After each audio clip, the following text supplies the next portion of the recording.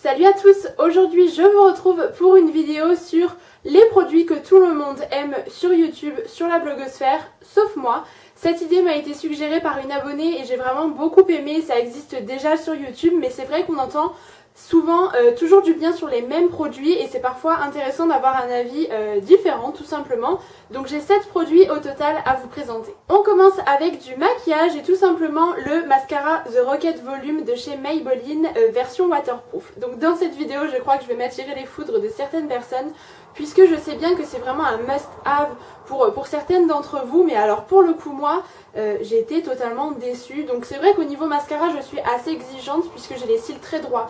Donc j'attends de la courbure et que les cils soient vraiment volumineux. Donc je me suis dit mascara volume ça va être super top, tout le monde en dit du bien. Et j'ai été vraiment très surprise puisqu'en fait, je vous l'avais déjà dit je crois, j'ai l'impression que ma frange de cils est réduite à 3 cils si vous voulez qu'ils se battent. Voilà, ça sépare trop les cils pour moi. Ça les allonge à peine et surtout il n'y a absolument pas de volume puisque voilà ça dénature totalement vos cils naturels. Donc j'ai pas aimé en fait, j'ai pas compris. Après sinon il se démaquille voilà, avec un démaquillant waterproof, il n'y a pas de souci. Mais c'est vraiment ce côté... voilà, ça n'étoffe absolument pas les cils comme il est censé le faire, donc j'ai pas compris, honnêtement, voilà. Alors je ne sais pas, je sais que certaines d'entre vous ne l'aiment pas non plus, mais alors pour le coup moi j'ai été vraiment déçue pour tout le bien que l'on en disait. Après il est très noir et tout ça, il n'y a pas de souci là-dessus, mais c'est vraiment sur l'effet volume qu'il est censé promettre. Non, je ne l'aime absolument pas. On reste dans le make-up avec cette fois-ci un produit pour le teint et c'est le fond de teint Fit Me de chez Maybelline. Donc ça c'est un produit dont on a énormément entendu parler il y a maintenant plusieurs mois. Cette gamme a fait un petit peu le buzz avec l'anti-cerne, la poudre, etc. lorsque ça a débarqué en France. Ça fait vraiment un moment, mais je tenais quand même l'inclure puisque pour moi ça reste un véritable flop. En fait ce fond de teint ne sèche jamais sur la peau. C'est-à-dire que lorsque vous l'appliquez, il ne se fond pas à votre peau. J'ai tout essayé, j'ai essayé au doigt, au pinceau, au beauty blender, ce que vous voulez. Et ça ne fonctionne pas du tout. Vous avez l'impression que le fond de teint vraiment reste en surface. Donc en plus de ça, moi j'ai la peau grasse, donc vous imaginez les dégâts, ça fait des espèces de paquets qui se déplacent au fur et à mesure de la journée, donc impossible, le résultat n'est absolument pas naturel. Donc non, ça a été vraiment un très gros flop. En plus de ça, il n'y a pas du tout de pompe sur ces fonds de teint là, que du négatif pour ce fond de teint. Honnêtement, j'ai vraiment l'impression qu'ils ne se font pas. Voilà, il reste à la surface comme je vous le disais. Il a vraiment cet aspect huileux et gras sur la peau. Donc non, honnêtement, je ne vous le conseille pas et je suis presque sûre qu'avec une peau sèche et normale, ça ne vous conviendrait pas non plus puisque vraiment... il reste comme ça sur votre peau, impossible à pénétrer dans la peau, donc non, ça a vraiment été un très gros flop. Ensuite nous allons passer aux lèvres et là je crois que vous allez me détester lorsque vous allez voir le produit que je vais vous présenter. Il s'agit des rouges à lèvres MAC, donc là certaines se disent mais mon dieu comment fait-elle pour ne pas aimer ces rouges à lèvres MAC. Alors je ne vais pas aller jusqu'à dire que je les déteste, mais c'est un petit peu le buzz que je ne comprends pas tout simplement. Donc MAC font de très bons produits, je ne dis pas c'est une marque pro etc, il n'y a aucun problème. Mais alors les rouges à lèvres j'ai l'impression que c'est un peu le best-seller, tout le monde en parle, tout le monde vénère ces produits comme quoi ils sont géniaux etc. Mais alors moi j'en ai 4, là j'en ai 2 à vous présenter et les 4 que j'ai testés j'en ai été déçue. Sachant que chaque rouge à lèvres coûte 18,50 €. Donc quand on met 18,50 € dans un rouge à lèvres, on s'attend quand même à avoir une qualité excellente. Je trouve que voilà, c'est entre le prix de drugstore et le prix de rouge à lèvres de luxe. Donc voilà, près de 20 €, on s'attend quand même à avoir un bon rouge à lèvres. Mais alors du coup, ce que je n'ai pas aimé tout d'abord, donc j'ai testé un petit peu dans chaque gamme, j'ai un rétro mat, un luste, un cream sheen et l'autre je ne sais plus ce que c'est. Donc pour le cream sheen, c'est le Speak Louder que j'ai, donc c'est une couleur plutôt sympa, etc. Le rouge à lèvres est crémeux, confortable, il n'y a pas de souci, mais alors ça ne tient pas du tout sur les lèvres, mais pas du tout. Que je mette un crayon au préalable ou non, au bout allez, d'1h30, j'ai plus rien sur les lèvres. Donc voilà, 18 € un rouge à lèvres, on s'attend quand même à ce que ça tienne au moins une bonne partie de la journée, au moins la moitié de la journée, même quitte à ce qu'on refasse une retouche entre midi, il n'y a pas de souci, mais au moins la moitié de la journée. Donc c'est vraiment le genre de choses que je ne comprends pas, le packaging est très joli, etc. mais il y a tout aussi bien dans des gammes qui sont, enfin des marques qui sont 3 à 4 fois moins chères que ce genre de rouge à lèvres là. Et j'ai un rétro mat et là c'est la catastrophe, le rouge à lèvres peluche, etc. Il faut vraiment que je mette une très grosse couche de baume à lèvres au préalable, donc je le savais, c'est assez déchirant, etc. Ça reste des très beaux rouges à lèvres, je ne suis pas en train de critiquer au possible cela, mais c'est un buzz, si vous voulez, qui n'est pas justifié pour moi. Certaines en parlent vraiment comme si c'était les meilleurs rouges à lèvres du monde, et pour le coup, moi non, je ne suis pas d'accord. Je pense qu'on peut trouver bien mieux dans d'autres marques et vraiment moins cher. Donc voilà, j'ai été assez déçue, j'en ai 4, c'est très bien, je suis contente d'avoir testé les rouges à lèvres MAC, mais honnêtement, c'est vraiment pas la marque dans laquelle je vais vouloir investir, m'acheter des dizaines et des dizaines de rouges à lèvres, puisque je sais qu'en retour, le résultat n'est pas forcément là. Donc voilà, j'ai été un petit peu déçue. Toujours pour les lèvres, il s'agit cette fois-ci d'un baume à lèvres de la marque EOS. Donc ces baumes à lèvres, je ne crois pas qu'on les trouve en France, sauf erreur de ma part. Pour ma part, je l'avais acheté aux États-Unis, je crois qu'ils sont vendus également en Angleterre. Donc ce sont tout simplement des petits baumes à lèvres en fait, qui est normalement sous forme de dôme. Vous en avez également sous forme de pyramide. Ce sont des baumes à lèvres dont on entend tellement parler, je pense que vous les connaissez probablement.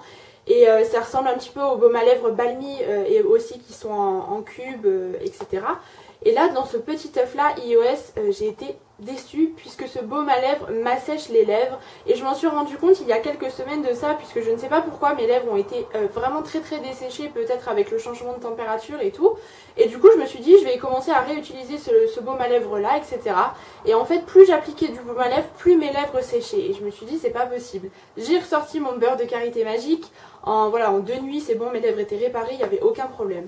Et du coup, ce baume à lèvres n'hydrate absolument pas. Ça vous fait juste une petite couche un petit peu brillante sur les lèvres, mais rien de plus, ça n'hydrate pas. Pour un baume à lèvres, c'est quand même un petit peu dommage, vous me l'accordez. Donc voilà. Encore une fois, un buzz que moi je ne comprends pas. Tout le monde en dit que du bien. C'est comme les baumes à lèvres Balmy, comme je le disais tout à l'heure. Et moi je trouve qu'il n'a absolument aucune efficacité. Donc voilà, j'en suis vraiment très déçue. Toujours dans le maquillage, je voulais vous présenter ce mascara là qui vous dit forcément quelque chose, puisque c'est un best-seller de la marque CoverGirl. Donc c'est le mascara Lash Blast Volume. Et ça a été, évidemment aussi, il est dans cette vidéo, un gros flop. On en entend parler sur toutes les chaînes du monde entier, je crois. Les américaines, les anglaises, les françaises, les belges, tout le monde. J'ai même vu sur des chaînes italiennes pour vous dire. Et voilà, ce mascara fait vraiment le tour du monde. Tout le monde en dit vraiment que du bien, qu'il étoffe les cils, qu'il les allonge, qu'il fait vraiment un regard hyper joli. Et alors moi, ça a été un petit peu la déception, tout simplement. Donc en fait, c'est une brosse déjà qui est en picot. Alors moi, à savoir que je déteste vraiment ce genre de brosse, je trouve qu'en général, ça n'a pas bien d'effet sur moi. Donc je m'étais dit, je teste quand même et tout.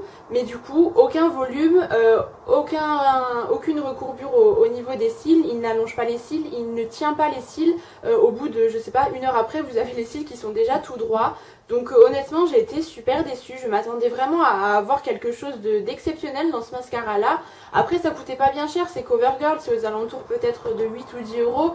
Donc voilà, voilà.